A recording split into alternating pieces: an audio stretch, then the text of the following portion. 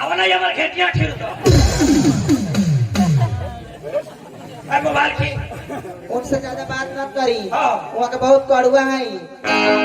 हाँ कड़वा है। हाँ। अरे हमारा जगह तो ही लगा तो भड़ुआ है। ए, हाँ मैंने उसे ने बुझाता हाउ नॉट बोर्ड किन थोड़े का मोबाइल की हाँ मोबाइल ला की रहा। ओए ना की तो फालतू दे दे बड़ी महंगा दाम के बा और तो मोबाइल की मोबाइल की। हां और वो नाम है ना मोबाइल चाहिए तो सुनी हां चाहिए दुकान पर। अच्छा हमारा नाम बता दे और वो मोबाइल मिल जाए। मैं तो जब मिल जाए। हाँ आई पूरा एरिया हमरे। हाँ ए मेरा होशियार भी जा हम ना कमाई ना कोनो टेंशन नहीं खे ये अबरे के पीरियड में ये अबरे आधा रात के अगर 2 घंटे के मारी खोल दे तो 2500 आ जाए माने कोट पैंट ना सिले। हाँ तो इससे करेंगे। मेला के टाइम पर तो कोट पैंट लोग ना सिलवा भाई। हाँ हाँ हम जाते हैं दुकान में मोबाइल लेके तैयार हो भाई। हाँ ठीक है हमसे तभी खाना बना दे। ठीक बजो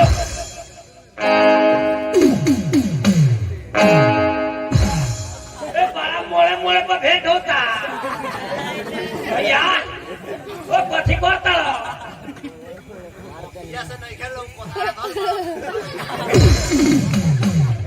साला के देह मोटा गल पर तो खाली लहरिये बात बोलता हूँ ओ माना पूछो तनी कथी का दुकान हो भाई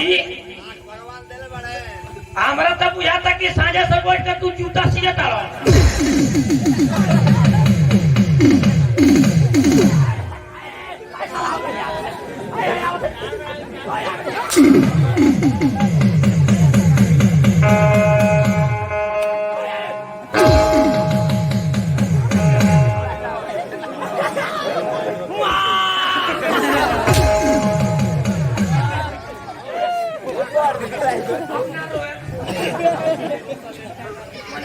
अरे साला आधर बाड़े आँख से लौकता है तो साला मोबाइल के दुकान में ढूंढ गइल बाड़े आ तब साला कहत रे कथी के दुकान ह मोबाइल के दुकान हो हाँ तो होई के होई ई सब केहू मिस्त्री ह मोबाइल बनावेला वो तो हेड मिस्त्री बाड़े हम दुकान के मालिक बानी मोबाइल किन बेच करने।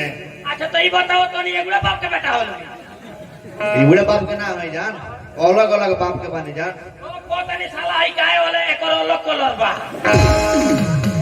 देखो बाप कितना करिया बा